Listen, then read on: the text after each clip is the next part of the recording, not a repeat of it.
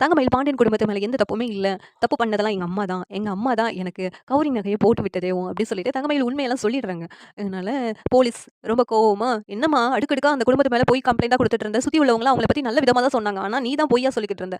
உன்ன தான் உள்ள தூக்கி போடுறேன்" அப்படின்ட்டு கோவத்துல உள்ள தூக்கி போட்டுர்றாங்க. இங்க தங்கமயில் அழுதுகிட்டே இருக்கிறாங்க.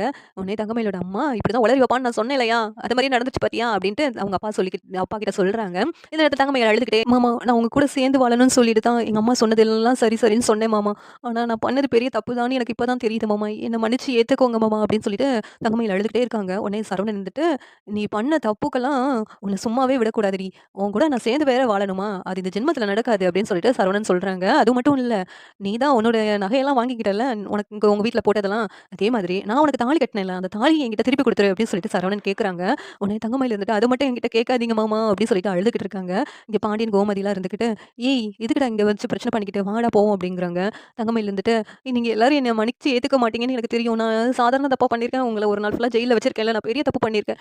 இதுக்கு எனக்கு கண்டிப்பா தண்டனை கிடைச்சு தான் ஆகணும். எனக்கு இதெல்லாம் தேவ தான்" அப்படின்ட்டு தங்கமயில் அழுதுகிட்டே இருக்கிறாங்க. இந்த சீரியல் எப்படி நல்லா இருக்கும்னு நீங்க நினைக்கிறீங்கன்னு கமெண்ட் பண்ணுங்க. இந்த வீடியோ பிடிச்சிருந்தா லைக் பண்ணுங்க, ஷேர் பண்ணுங்க, சப்ஸ்கிரைப் பண்ணுங்க. Thank you.